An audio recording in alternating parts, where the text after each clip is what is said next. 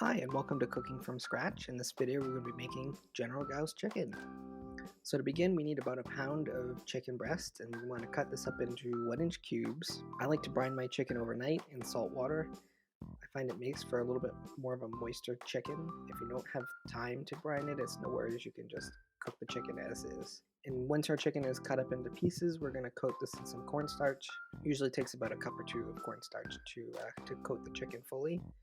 And we're going to cook this in a pan with a little bit of oil until the chicken is fully cooked.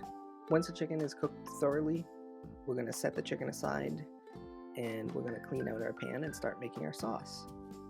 So to make the sauce, we're going to start with 2 tablespoons of sesame oil and vegetable oil. And to that, we're going to add a teaspoon of red pepper flakes, as well as a tablespoon and a half of minced garlic and a tablespoon of minced ginger.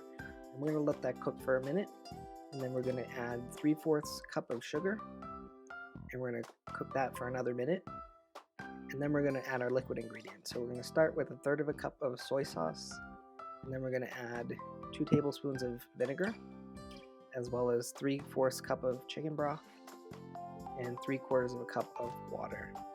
We're also going to take 2 tablespoons of cornstarch and a couple tablespoons of water, and mix this together and add it to our sauce, and this is going to help to thicken it.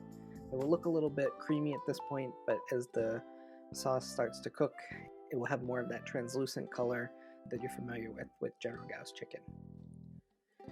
And then we're also going to add a little bit of red food coloring.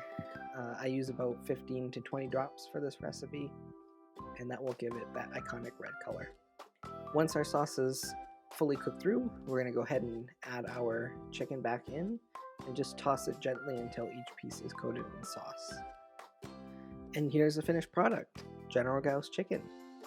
If you like this recipe, don't forget to like and subscribe for more content like this.